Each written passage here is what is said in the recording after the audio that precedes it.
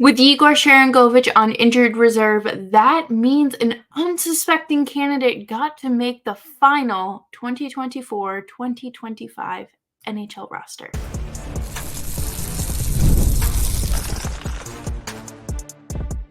You're Locked On Flames, your daily podcast on the Calgary Flames. Part of the Locked On Podcast Network, your team every day. Hello, everybody, and welcome to today's episode of Locked On Flames. As always, I am your host, Jess Belmosto, and thank you so much for tuning in. Today's episode is brought to you by FanDuel. Place your first $5 bet, and you'll get started with $200 in bonus bets guaranteed. Visit FanDuel.com to get started. Today, we're talking finalized roster for the the start of the regular season. Who's missing? Who cleared waivers? Who is that man making the unsuspecting jump? We're going to talk all about that more and more on today's episode of Locked On Flames. Make sure you're subscribed wherever you get your podcasts, as well as YouTube. We are here for you Monday through Friday, five days a week, your team every day. So the rosters were due this evening, 5 p.m. Eastern time, and the Flames did they got it, or they released it at the exact 5 o'clock deadline. We had some other teams kind of put theirs out early, but ahead of this, it was announced that Yegor Sharangovich is going to start the season on injured reserve. He's day-to-day with a lower body injury. Also, we had those three players, Devin Cooley, Jakob Pelletier, and Cole Schwindt, who were placed on waivers yesterday for purpose of assignment. And Cole Schwindt was the only one that got claimed, which was kind of surprising. I think a lot of people expected someone to take a chance on Jakob Pelletier, or if someone needed a goalie, because it's a low risk, high reward situation when it comes to waiver claims. So Cole Schwindt, thank you so much. That is one piece of the Matthew Tkachuk trade out the window. But let's talk about this finalized roster. Matthew Coronato makes the roster out of camp, as well as Samuel Honzek. How exciting is that? I am so happy for him. I think that it is absolutely amazing that, he was able to turn his early camp. Things kind of got off to a slow start for him, kind of a rocky start too. So for him to be able to change fan perception as well as, the professionals is pretty impressive. I think that he did a complete 180 from where he started. And that shows you where that hard work, grit, and determination comes in. And I think that him playing kind of, a little bit all over the lineup helped, because you get to kind of experience different skill levels and also like your responsibilities. And I'm very happy for him. I think that this is a huge confidence boost for him as well, and that hunger to stay in the NHL is definitely there. And of course, you have Matt Coronato as well, who both of these guys had great camps. I think Coronato did kind of hit a bump in the road, figuratively, when he did get a little banged up there, but he has shown drastic improvements as well. His only cause for concern for me this offseason was going to be his skating. He needed to figure out a way to tighten it up, keep it consistent, and not slow down. Or if you do, had to pick it right back up. And I think that, if you watch his skating from even the Calder Cup playoffs in the spring to his camp performances, you'll see the difference. And I'm excited to see how it pans out at the NHL level. And he talks he just spoke with the media and talked about how it's all about pacing yourself. And I think that goes for a lot of different things throughout the hockey season. And I think, it has to be one game at a time because this isn't a race. This is a 6-month long season. The Flames, the regular season ends in April. It's October. There is a lot of time between now and then, and so much is going to happen individually and as a team. And I think it's exciting to just, live in the moment, especially for a player like Matt Coronado, who he he wasn't like grandfathered in as a veteran. He had to work and earn this spot. And it's so great to see. It's, he did struggle in the NHL a little bit last year, but we did see him go basically a point per game when he was with the Wranglers, and that's impressive. I'm hoping this year that we do get to see him a bit more on the power play. I think that he will succeed on a power play unit. I truly believe that, if given the responsibility and the opportunity, we will see him step up and rise to the occasion. Both Matthew Coronado and Sam Honzek are players that, both first rounders, both not necessarily, I would say more so Honzek was underestimated, and Coronado, just because he is on the smaller, petite side, they do get underestimated and overlooked. And of course, Brad Treliving's history with first round picks hasn't always, the receipts are there. So for these two to kind of be making big strides like this early on, it's hopeful. There's something to look forward to. And I think that that's important because, we know that this team isn't playing for the Stanley Cup. I mean, they technically are, but we're going to talk more about the expectations coming up a little bit later, but right now we're investing in the youth to win a Stanley Cup eventually down the road.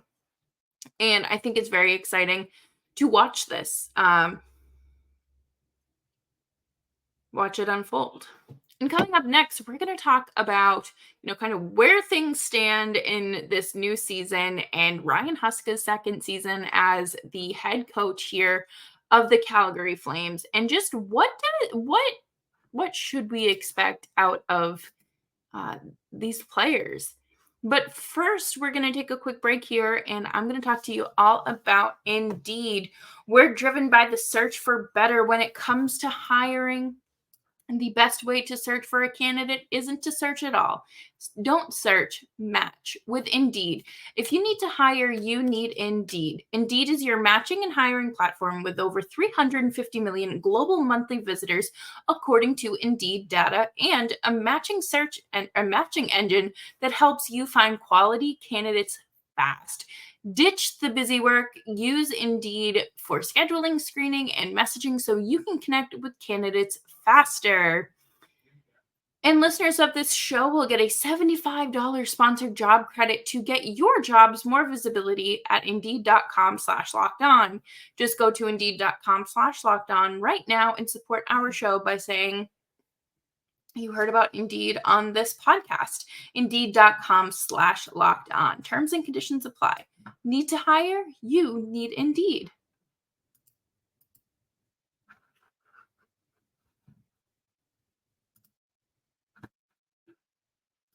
Thank you, everyone, for hanging out with me today on Locked On Flames. Make sure you're subscribed wherever you get your podcasts, as well as YouTube. We're here for you Monday through Friday, 5 days a week. Your Calgary Flames every day.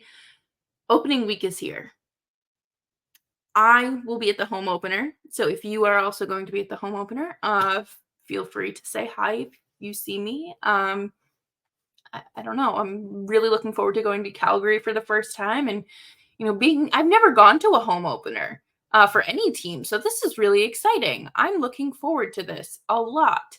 And I guess with that being said, what how do we move forward? What do we want from this season? How do things look compared to where they left off in April? Um, Honestly, I'm more comfortable with the team that's rostered right now. I think that, the defense at the end of the season was not good. It does not take a scientist to figure that out. You don't need the fancy charts. If you watched any of the games, you knew. The eye test was enough. And I think the additions that they've made are good. I think Jake Bean, hometown kid, right? But he was in the NHL for a reason.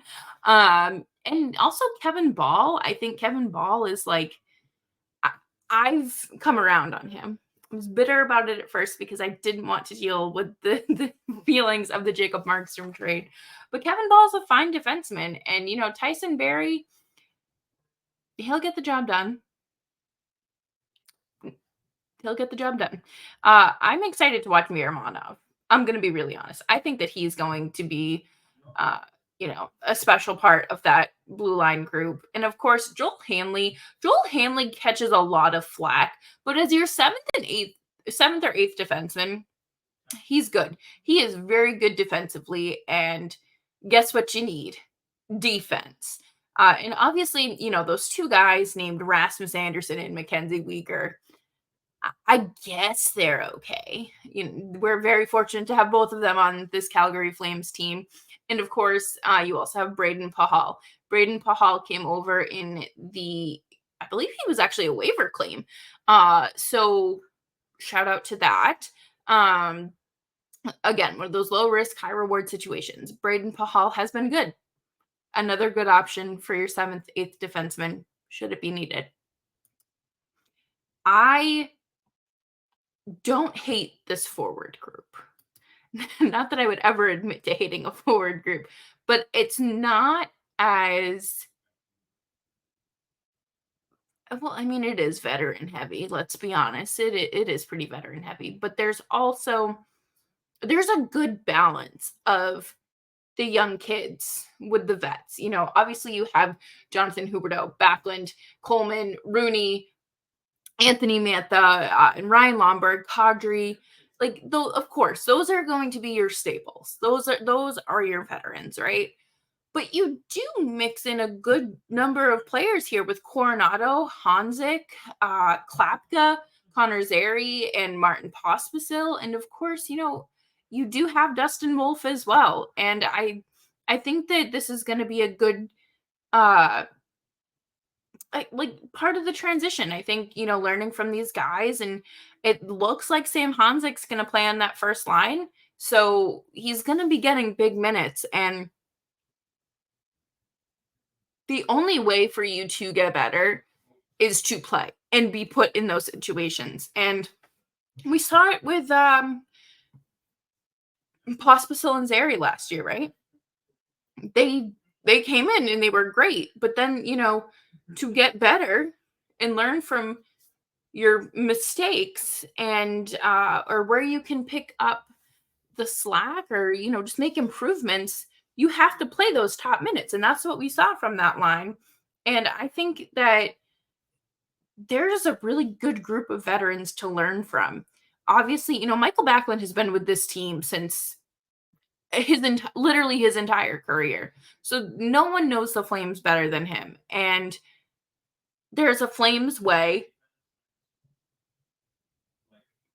And I think, that what's the philosophy, right? It does not matter if you are a bottom of the barrel team. You are going out there night after night to win.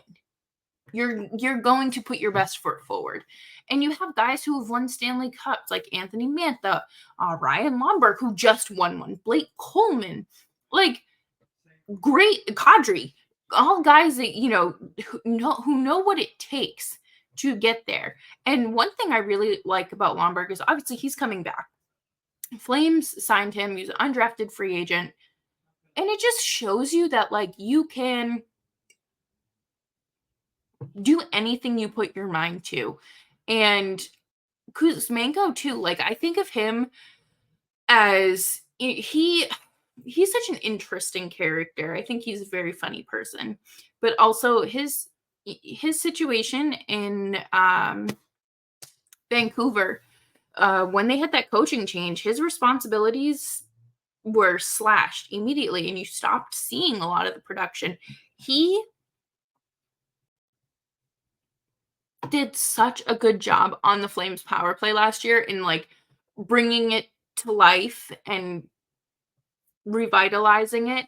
And I hope we see more of that this year. And not just from him, but from everyone. Um, this is a good group of players who are there to do what you need them to do. Um, I am more confident in this group than I was in the early off season, and not like make the playoffs confident. That's truthfully not even on my radar right now. My focus is truly just integrating the kids and watching them, like, at the starting line to where they come, where they finish the season. And we'll talk more about, like, those expectations and benchmarks coming up here to wrap up the show. But, like, this is what it's all about. It it is about getting younger, getting faster, getting more talented. And if your true competitiveness has to take a step back, or like you're quite literally forced into that position, so be it. Take your medicine and get on with it. Because the sooner you do it, the sooner it'll be over with. Unless you're the Buffalo Sabres. But coming up next, we're going to talk about expectations for this season and just when you should evaluate things, performances throughout the season. And we will be right back after this. Hey, NFL fans, you can start the season with a big return on FanDuel, America's #1 sportsbook. So when you get a hunch in the middle of the game, you can check out the latest stats, view live play-by-play, and so much more on the same screen and page where you place your bets. You'll get started with $200 in bonus bets guaranteed when you place your first $5 bet.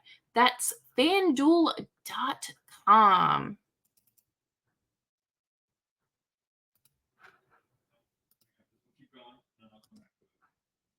Thanks everyone for hanging out with me today on Locked On Flames. I hope you're having a fantastic start to your week. I am very grateful to have you all making Locked On Flames part of your day. My trip to Calgary would not be on my radar if it weren't for this platform and so many of you guys. So thank you.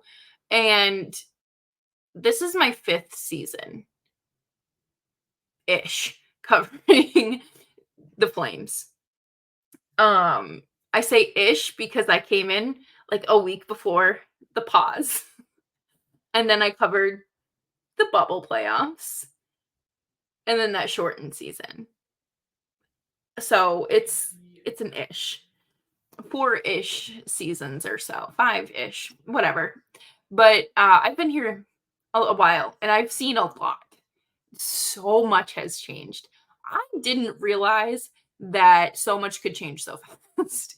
I came in right after Bill Peters was fired and Jeff Ward was taken over. We had Milan Lucic taking up a spot on the 4th line. Then, Daryl Sutter comes in and it's that great season. And, this is, a great season. It's absolutely going to get Johnny and Matthew to stay. And that doesn't happen. Daryl Sutter gets fired. And then you bring in a new general manager, a new coach, and you have a fresh slate. And that, to me, has been the most exciting part of this. Yes, That winning season was great. I had so much fun covering that team and watching them do their thing. But that wasn't sustainable, as we saw. For one reason or another. The next year, obviously, you bring in Huberdeau. Uh, Jacob Markstrom falls off a cliff along with Huberdeau. Your team's just not the same. You're missing two of the best, like, talented players, two out of the top 3 US born players, I would say, at that time, and still now. And the lack of elite talent became evident. And now the Flames have seen a huge change. We know this, right? They've lost Elias Lindholm. They've lost Zadorov, Tanev, Hanifin, Shillington. I'm sure I'm forgetting some, but AJ Greer, players have come and gone. And this season, this camp and this preseason was an opportunity for these players to break their way in. And I think that this is such a fun time. I'm so excited for this because this is the start of your hard work. And the fruits of your labor now are going to pay off. And we know anything is possible. We have seen that. And miracles happen. Hockey is hockey. You get so many lucky bounces. But let's be a little bit more realistic here. Let's look at things on a smaller scale. I think the first benchmark of the NHL season is American Thanksgiving. That is traditionally 85% of the teams that are in a playoff spot at American Thanksgiving make the playoffs. So I feel like that's a good point, regardless of if you're in a playoff position or not, to evaluate how your season is going. Has Dustin Wolf settled in? What is your goaltending situation looking like? How is Vladar doing after coming back from his injury? Is Dustin Wolf starting as frequently and often as you want? What does it look like?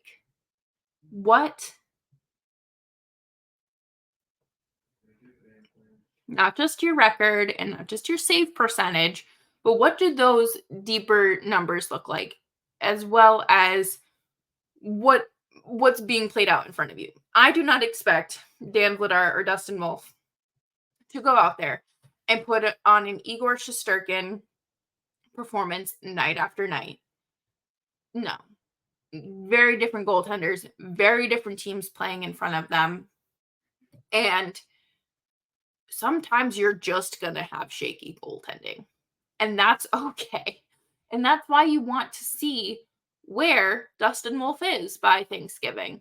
What's it looking like? After that, you kind of look at the trade deadline. Probably New Year's before that. But let's say the deadline. If Huska is using the goaltenders every other night, let's say, and Vladar gets hot, do you try to flip him? What is your plan? Is that something that can be explored? And also, let's look at regression. It's not, just about who's coming far, but also, are there players that are slipping, that slipped from this point in the season to last point? I personally think that Martin Pospisil is going to have a bit of a regression just because of how short his off season was. He was dinged up a little bit. Him and Honzek worked very hard together all summer long. And I hope I'm wrong. I don't want to see any of these kids have regression, but it's natural. It is a natural part of the development process. I want to see how the kids are acclimating. How is Klapka doing? Is his 6'7" self? How is he doing on the fourth line? What is he doing? How is obviously Dustin Wolf. What's going on there? How does oh my gosh. Like, how does Sam Honzek look if he is still up with the club at that point? What do Matt Coronado's numbers look like? And should we be concerned? What about Zary? You know, obviously your veterans, that stuff's going to ebb and flow, but I feel like the emphasis needs to be on the kids because that is where your future lies. And oh no, Jonathan Huberdeau's gone pointless for 3 games. Would not be the first time and won't be the last. Like, it's not the end of the world if your highest paid player isn't scoring points night after night after. Like, at the end of the day, you have to accept that player for who they are now. You know, you don't have the penalty kill that you had last season or this season before. So we're going to have to keep an eye on that too, because the penalty kill that was once my pride and joy is no longer with us. That penalty kill was so special. But coming up next, we're actually wrapping up the show. Wow, that was the fastest half an hour of my life. I hope you all had a great Monday, great start to your week. The hockey is back. I'm so excited to be on my way out to Calgary and then to Edmonton for Battle of Alberta. And if you have any food recommendations or any places I need to go, you let me know in the comments or on Twitter at Jess Belmosto. But most importantly, make sure you are subscribed wherever you get your podcasts, as well as on YouTube. We are here for you Monday through Friday, 5 days a week, your team every day.